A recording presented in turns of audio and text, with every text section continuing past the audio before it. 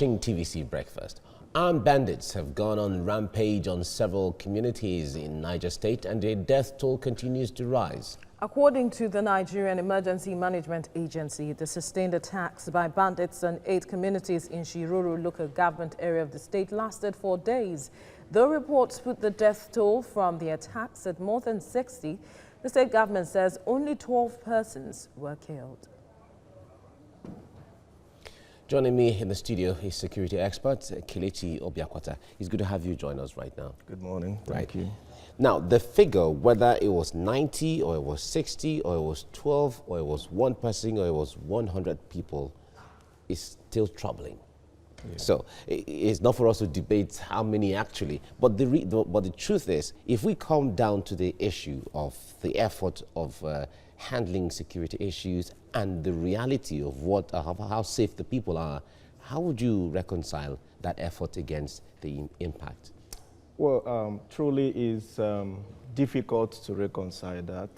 The issue of banditry is crime of violence, armed robbery, gang, marauders who use force to take away people's possessions. And they thrive where there is breakdown of law enforcement and the ungoverned space. Because there's no vacuum. There is no vacuum in life.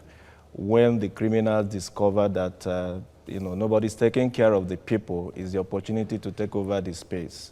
And from what we saw in Niger State, lasting for days, is actually a fact that the space is ungoverned. It's actually a fact that there is breakdown in law enforcement. And these are basic social contracts for the people. I mean, when you have a government, it's expected that government should take care of your security.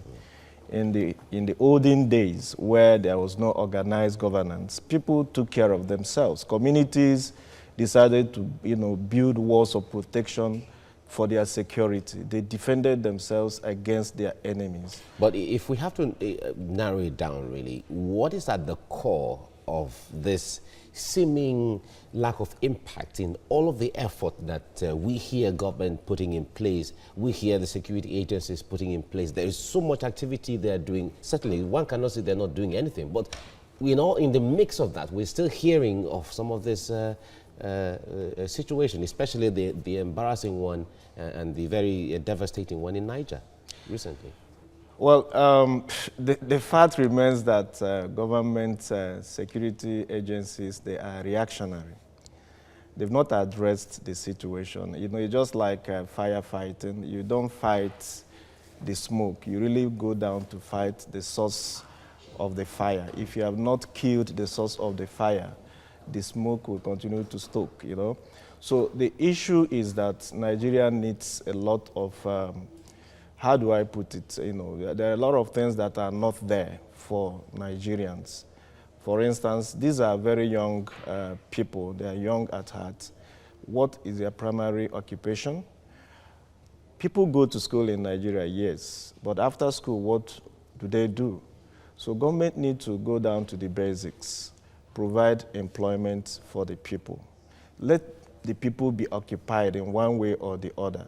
If you look at the young men that have something to do, they hardly have time even to watch television, not to talk of thinking of one crime or the other to commit. So government needs to address the social needs of the people. Education is there, yes, but there has to be job. All right. When you talked about ungoverned space earlier on, it draws my attention to the fact that maybe Nigeria is too large. Is that what the issue is, or there has to be more creation of smaller governments, maybe local governments and even more states, so that government can be closer? When we say government closer to the people, that government can be closer so that some of these ungoverned space or governed spaces will have some persons governing them. Yeah, Nigeria is large, but the fact remains that we also have a lot of local governments, and some of these things come from these local governments that you would consider they are not taking care of their people. What happens is that the border issue is also another problem. They have very porous borders, and those are not taken care of. In my own thinking, I should suggest to the government that each of these states or local governments that are closer to these borders should be supported more than, the centers where you have all the security apparatus. Where you have local governments or states that are leaning towards the borders, government should put more efforts to protect, to build, walls of demarcation against influx into the nation. Because what has happened is that Nigeria has not taken care of its borders. I remember in time of Obasanjo, he tried to block the borders and all that. Because if we are left alone as a nation, local governments or states to take care of their space, I think that will be possible. But wherefore that you don't know the number of people that enter into your state, or you don't even know how many people you are governing, it becomes an issue. Moreover, too, the state governments have not really taken this very seriously. All right. Wherever these things are coming from, the governor of the state or the state government should be able to sit down with her people and look at their, security challenges. And find out the solution to and find out solution towards this. We have to leave it here now. Kelechi Obiakwata, thank you so much for coming on the program. You're welcome. Thank you. Thanks. Right. You're watching TVC Breakfast. Armed bandits have gone on rampage in several communities in Niger State, and the death toll continues to rise. According to the Nigerian Emergency Management Agency, the sustained attacks by bandits on 8 communities in Shirolo local government area of the state lasted for days.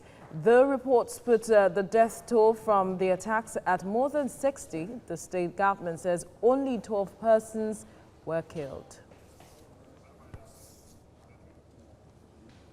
Well, joining me in the studio is security expert Kelechi Obiakwata. Thank you for joining us on TVC Breakfast. Good morning. Thank you. Good morning. Now, initially, Zamfara, the banditry attacks were heard in Zamfara and some other states in the north.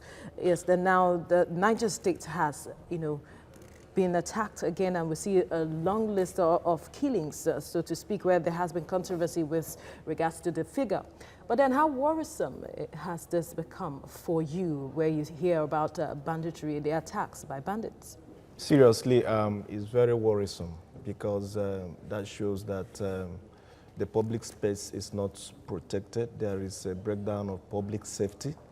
People cannot go about their businesses again without fear of risk, being killed, being harmed, or being destroyed. So, and it's a true case of breakdown of law enforcement, because from the story being told, this happened not just for hours, but for days.